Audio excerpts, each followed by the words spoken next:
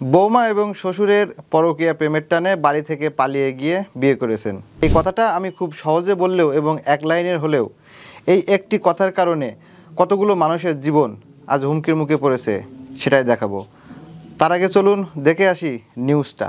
পরকীয়া প্রেমের টানে শ্বশুরের হাত ধরে বাড়ি থেকে উধাও বৌমা। ঘটনাটি ঘটেছে ঝিনাইদহ জেলার শৈলকুপা উপজেলার মির্জাপুর ইউনিয়নের সাধুখালী গ্রামে। এ ঘটনায় এলাকা জুড়ে সমালোচনার ঝড় বইছে। জানা যায় ওই গ্রামের মৃত মহিরুদ্দিনের ছেলে জুল হক দীর্ঘদিন ধরে প্রবাসে থাকেন। বাড়িতে মা ও 2 কন্যা সন্তান নিয়ে বসবাস করতেন স্ত্রী তানিয়া খাতুন। অপরদিকে একই গ্রামের মৃত শরীফুলের ছেলে আলম সাধু চালক আলমগীর হোসেনের ওই বাড়িতে যাতায়াত ছিল। আলমগীর সম্পর্কে তার চাচা শ্বশুর হন। সেও 2 ছেলে সন্তানের জনক। এক পর্যায়ে তাদের মধ্যে পরকীয়া প্রেমের সম্পর্ক গড়ে ওঠে। তাদের সম্পর্ক গত 1 বছর ধরে এলাকাবাসীর চোখে পড়লে বিভিন্নভাবে তাদেরকে নিষেধ করা হয়। একবার তাদের হাতে নাতে ধরলেও গ্রামবাসী মীমাংসাও করে দেন। শেষ পর্যন্ত গত 7 জুন সকালে ওই চাচা শ্বশুরের হাত ধরে পালিয়ে যান তানিয়া খাতুন। 4 দিন পেরিয়ে গেলেও এখনও বাড়ি ফেরেননি তারা। এলাকাবাসী জানান 2 দিন আগে তারা বিয়ে করে ফেলেছেন। এর আগে এই আলমগীর দীর্ঘদিন যাবৎ এই বাড়িতে আসা যাওয়া করে।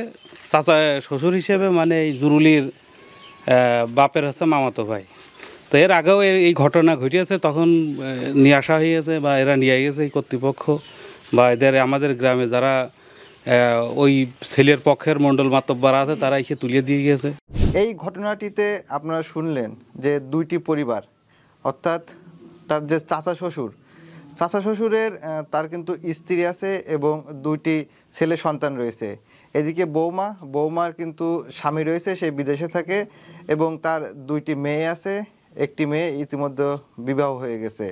তবে শুধু এখানেই শেষ না, এই যে 2 পরিবারের একজন স্বামী একজন স্ত্রী এবং 4 জন সন্তান, অর্থাৎ এই 6 জনের ভবিষ্যৎ যে অনিশ্চয়তার মধ্যে পড়লো এটাই নয়, পারিবারিকভাবে এই 2টা পরিবারে কিন্তু গ্রামবাসীর দ্বারা এক প্রকার চাপের মধ্যে রয়েছেন।